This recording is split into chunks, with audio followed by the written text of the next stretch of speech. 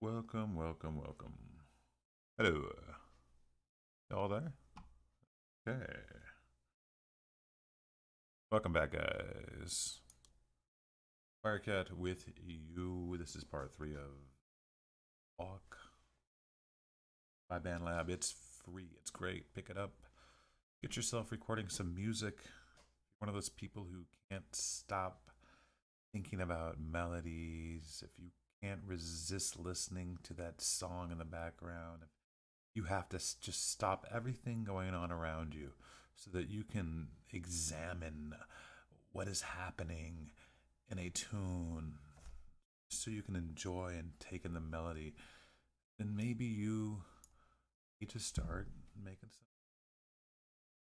some. Hello. All right, I thought I lost you there. Welcome back, guys. Today we're going to talk about building a song. Yes, that is part of the basics of. There's no one specific way to do this. There are some good ideas how to build a foundation and make it a little bit easier so you don't waste a ton of time. We all do before getting some satisfaction and creating something that you can be. First, it takes an idea. Ask the greatest musicians in the world, but many of the greatest songs in the world begin as happy accidents. Practicing, you're playing, going through runs, melodies.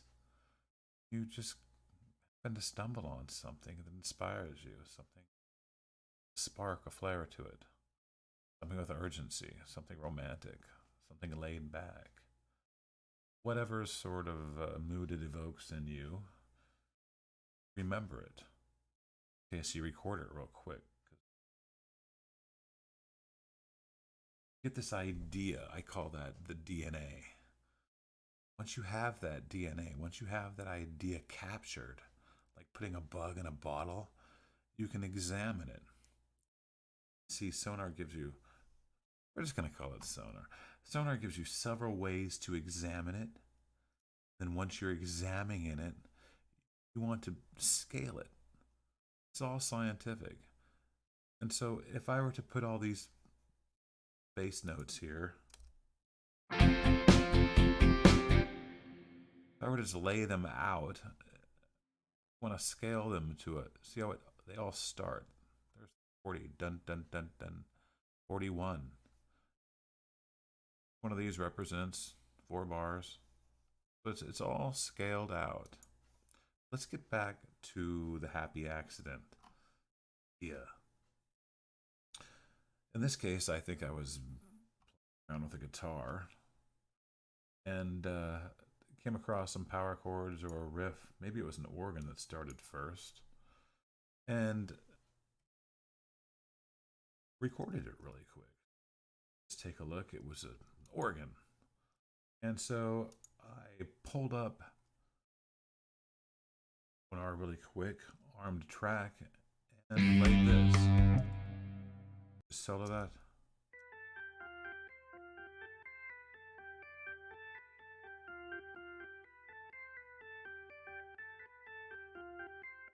And you can see that it's not perfect.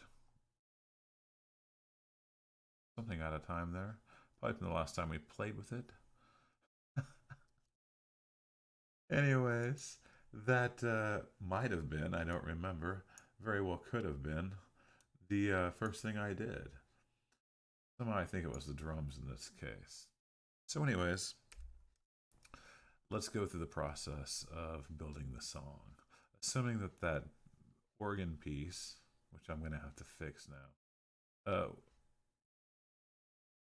we need to fix this organ piece. Let's find out what's wrong with it. What we're going to do is we're going to click on this. We're going to do clip properties, and we can see that this is landing on 801008. This is landing on 01128, 01008.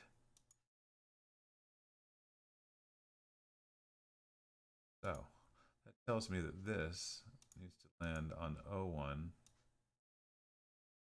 018 because it is the use 8, 1, 2, 8.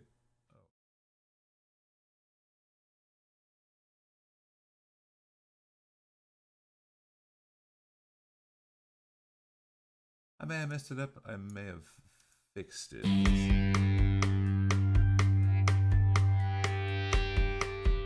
Problem solving.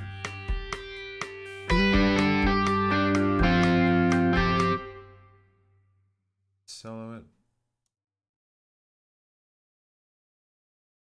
So you can see, I think I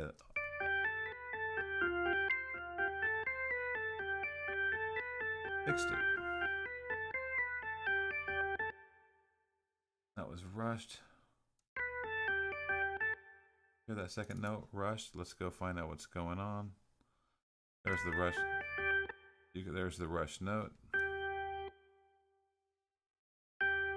Find out where it's sitting.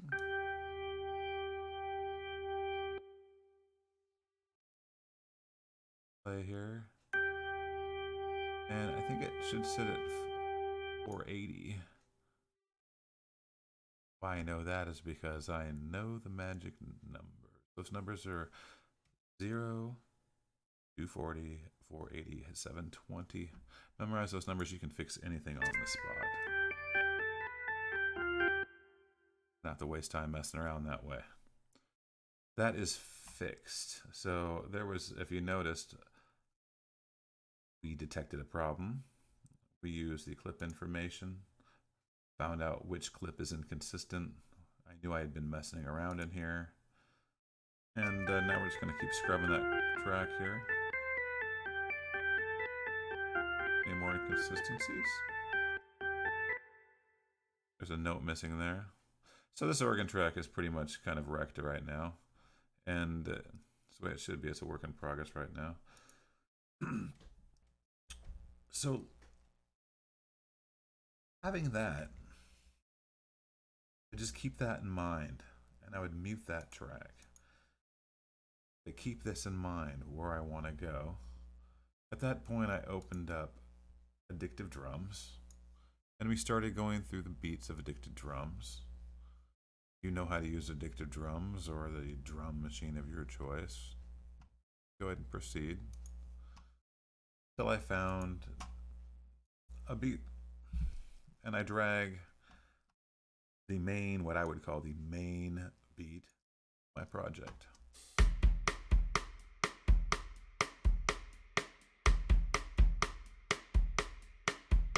Now this main beat, I would just drag out for a long, long ways. Probably about 30 seconds to a minute.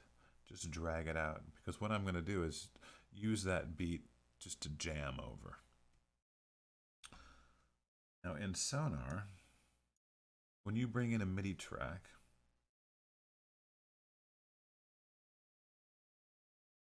before you can go drag it out and make it yours and just kind of throw it around like your bitch, there's a little process you got to do. Let's pull this out.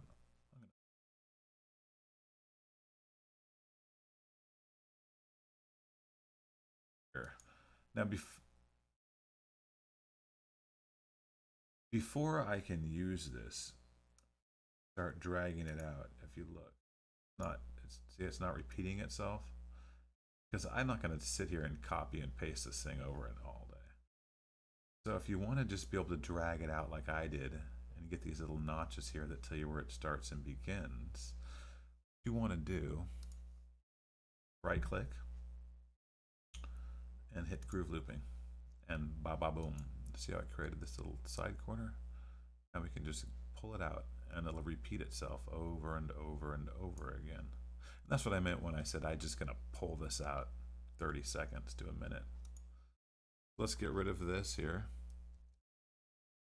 And this is the beat I chose. Obviously, I right-clicked on it, hit groove clipping. So I pull it out. You can do this for your own recordings too, as long as your recording starts at the 1 or the 0 and ends at the 0. Even then, sometimes it gets kind of funky for complicated type performances. But for bass lines, things like that, it often works wonderful. Monophonic lines. So there you can see I brought the beat in.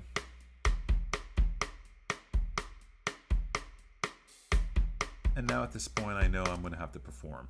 This is where I'm going to do the performance. Because the initial idea of this obviously was not in time with the drum beat, because I didn't even have the drum beat at the time. So this is when I will make the performance. Refresh my mind, listen to this. What does it sound like again? That's right, it sounds like that. Practice, practice, practice until I can do it, or do it at least good enough to edit. And we'll get into that. Because all you got to do is just do it good enough. Because then we're just going to go like this and fix all those bad notes. Really, really easy. Especially if you know the magic numbers. 0, 240, 480, 720. Remember them forever. So,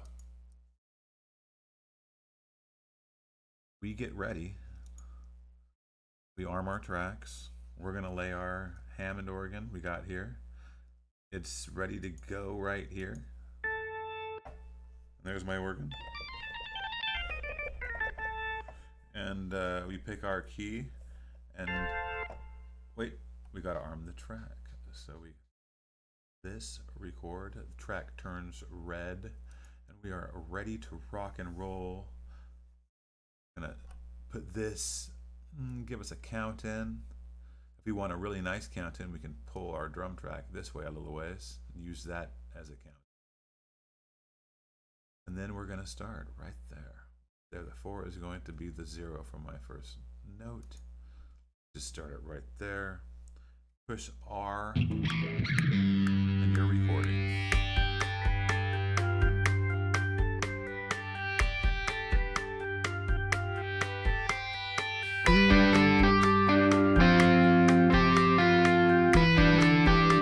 Exciting stuff, really exciting stuff. The more tracks you build, the more exciting it gets.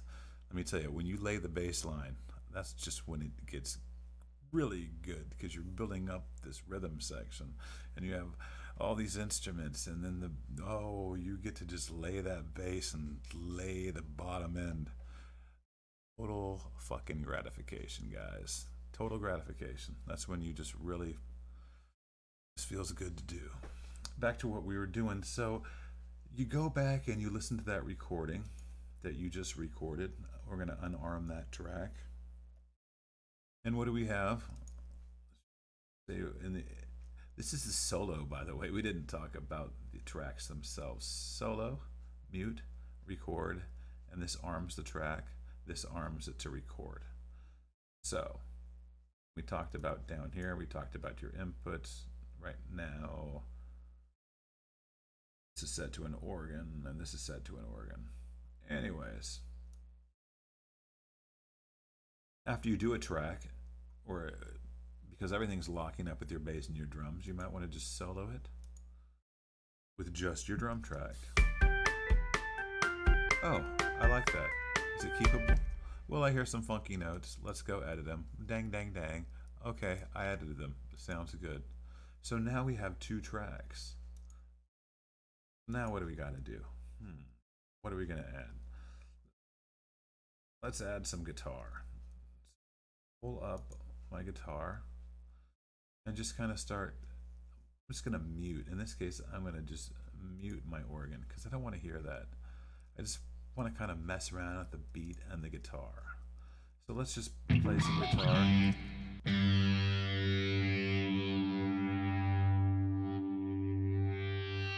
Working a little feedback there.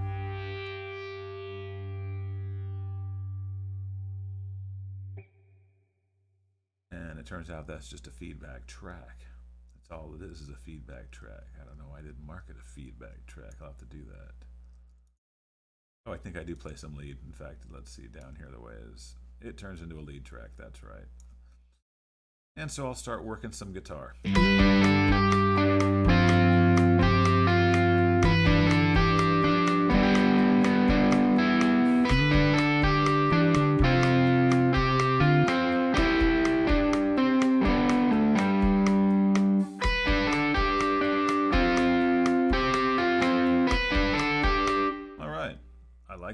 guitar. It sounds good. I'm pretty good at the guitar, aren't I? So I would lay those tracks. In this case, you can see that I just copy and pasted that performance over and over again because, well, it's just a guitar riff.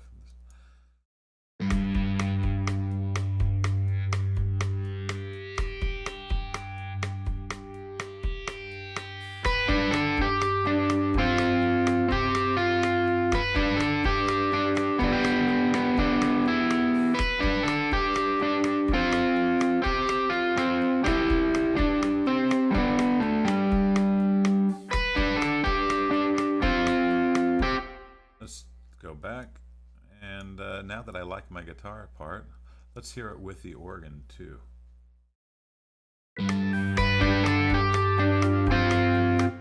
Let's just start. Feedback, the organ relay.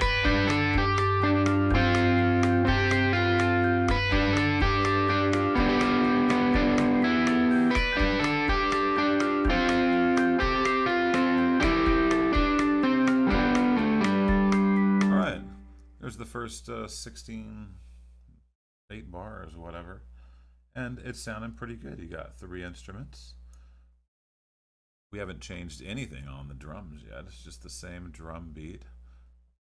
So if you think about it, as long as we use the drum as a ruler, put everything in time, once we get going, we can do anything we want with these drums. We can change the beat completely. We can delete the whole thing, get rid of the drums altogether, and put in congas. We could get rid of the drums altogether and put in blips and bleeps from an analog synthesizer. Right now, all this is doing is just providing a scale, something nice to listen to over record so it all fits nicely. But this nothing's set in stone at all. Just what we're calling fleshing it all out. We have three instruments, 3 basic tracks. Why not add some bass at this point?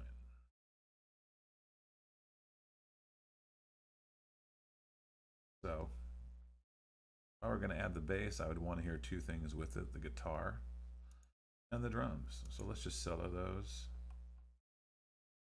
And I would start tweaking around on what my bass would sound like.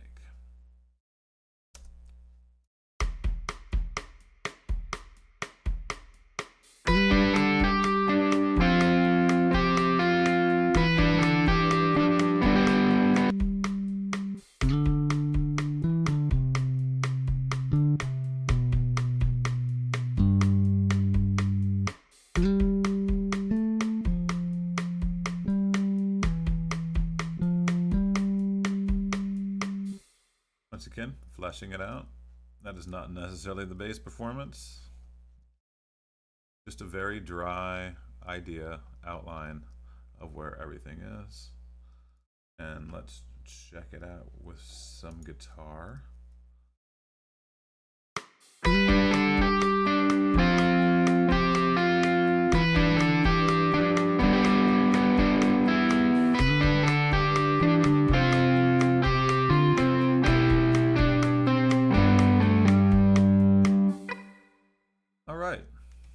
Sounds pretty good. You're getting somewhere. So now we have an idea. That's the whole first flavor of the song. Just repeat that over. Notice we gave ourselves a nice count in. You don't want to start your project or your song at. Give yourself a nice. Yeah, give myself a good 4 seconds before the song actually started. Advantage of that, filling it up with some feedback. So as the song progresses, basically all I did right here was just copy what you just heard, because I am going to go 8 measures, 8 bars before the first verse. It's just a copy of everything you just heard, except for the bass, which I wanted to just keep playing because I don't want my bass to be the same every time. And I probably was having a lot of fun at the time playing with this type of song, so I just kept jamming the bass. Remember, folks, you want to play. You don't want to copy and cut. The game is about playing. You're playing your instrument more than you're copying and cutting. Otherwise, you're going to end up with some square bullshit. that sounds the same.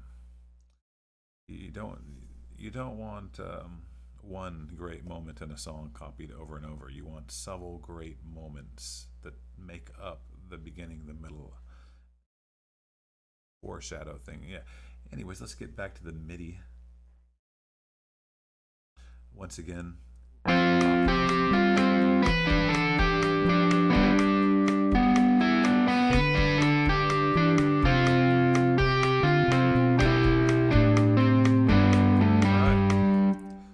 There's your intro.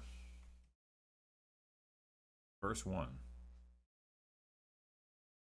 Where are we going to go from here? Well, you can see what I did was added another organ track because I knew this organ right here was going to, I had a feeling it would be too clean. Because right here, I'm going to change and get rid of the side stick and replace for a snare. So we're going to start rocking here. So intro's done. I might want to think about putting, no, I'm not going to put a fill in the drums right here. I'm happy with the side stick so far. I like the earthiness. And it's a nice beginning. And I'm going to start some rock and roll right here, I've decided. So I believe I pull in another guitar, change my organ up, and start rocking. Let's see where it goes, verse 1.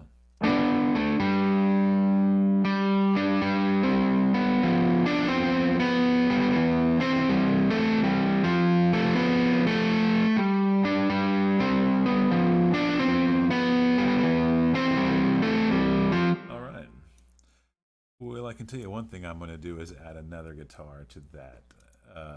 Still picking guitar. So we kind of have a dirty picking guitar. And let's see what that sounds like. Bass resolves to just a bouncing. And that is locked up with the drums. Very simple.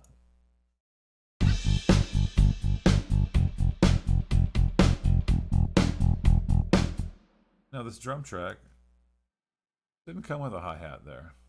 When this first verse starts and we start rocking, now to hear, or excuse me, the crash cymbal. Hear the crash? Just added that myself. So that's 24 is where it starts, and there's my crash cymbal. It was just the beat, but I know I need my crash cymbal. Threw a crash cymbal in there. Adjusted the velocity right here. Your velocity lines, guys. We talked about the darker the color, the less the velocity, the lighter the color, the stronger the velocity. You can change any of your velocities just by holding above, down, this, and move it. Hear that ticking? That's the hi-hat hitting. What you want to do when you start is go into your options over here and go to your MIDI options and make sure you have selected audition velocity. So that way when you're adjusting your velocity, it'll play the note of how loud it's going to hit while you're adjusting it. It's wonderful. Wonderful. So in the intro, you've laid basically four tracks now. Very simple. I mean, the drums were effortless. The bass was total fun. You have your nice little organ track ending. The intro for the organ has a nice little melody to it. Kind of reminds me of Joe Cocker, Little Place for My Friends thing. And we're going to start the bass of the song. It's fleshing out nicely. You should be proud of yourself. We're going to use a key switch to throw in a little bass slide here. And there's the key switch. We're using Trillion. So here's this bass.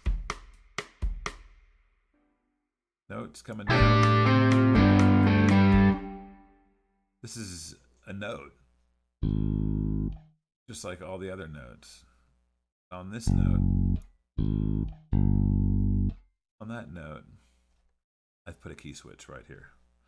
And when this is depressed, just before this, tells this note, based on the key switch mapping, that it's going to slide down. Key switch slide. So that is how a key switch works. Various manufacturers let you do it and implement it in various ways. We'll solo that real quick. So you can, last note's coming down. There's the key switch. You hear all over YouTube, key switching, key switching, key switching. That is key switching.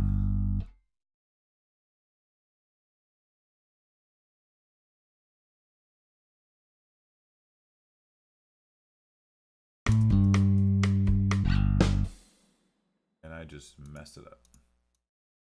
Thought I was getting smart there.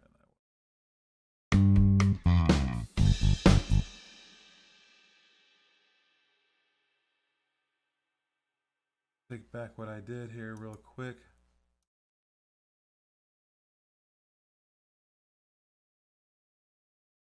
Alrighty, and let's that slide one last time.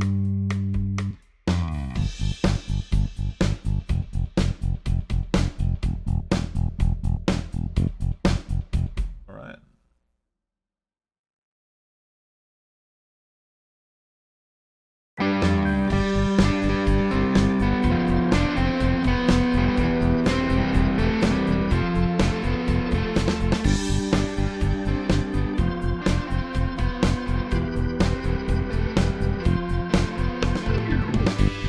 There's our first fill. Not that interesting of a fill. Probably a pretty bad choice.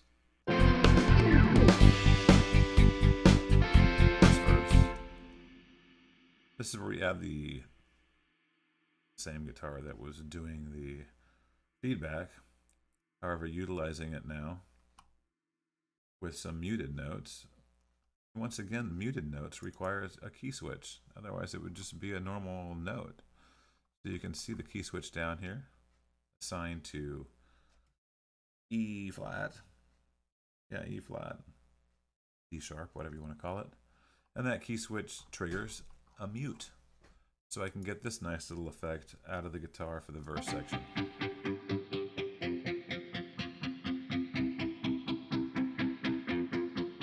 So we're building up all these cool little things. You know what's cool is just to hear that with the like the bass, drums, and that.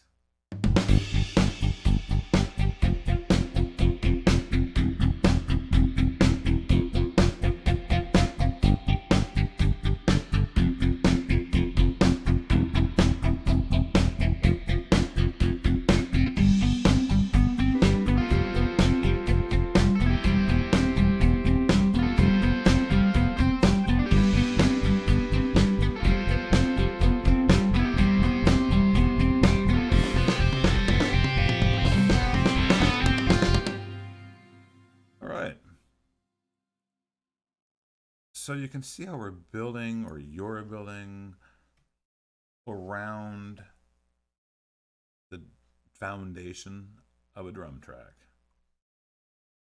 Use the timing of your drum track to implement the original core idea, the DNA of your song. Take that DNA, add one more item, and we're just going to follow. You just keep following. Move ahead, move back, move ahead, move back. And you'll have decisions to make. For instance, the end of the intro. At the end of the intro, I mean, for God's sakes, you could go anywhere with it. So that was probably an accident too. I'm not gonna sit here and tell you, and I think anyone that would be lying, that they knew exactly what they were going to do when they recorded or wrote a song. I don't think that's the way it works for most people. Maybe Mozart or geniuses, but for most people, it's just one step at a time. And that's all you should expect from yourself. You may spend your whole first couple days or first 8 hours working on a song, just just just getting that intro, just the intro, and deciding when it sounds rounded and interesting and nice. And that's the beauty of recording digitally with non-destructive editing, is that you can really treat this like a painting. You bring it up, you do some things. Monday, I'm going to make sure all my bass notes coincide with all my kicks and all my drums. So now, if I go through, I know all these notes will sound perfect together. Everything's locked up. My whole bass track all the way through. And then next time I have time on Wednesday or Friday, I'm going to go through and finish my rhythm guitar. So it doesn't matter if you have 5 tracks and they're all in states of incompletion. The idea is that you're fleshing out these ideas that will begin to build together to form one giant cohesive idea. So I don't remember how fast this went or slow it went. I think I did this in the course of a day. It's not by any means done, clean, even close. It's still in infancy stages. But you can see that you're just fleshing things out slowly. We just got to barely the chorus here. Did we get to the chorus?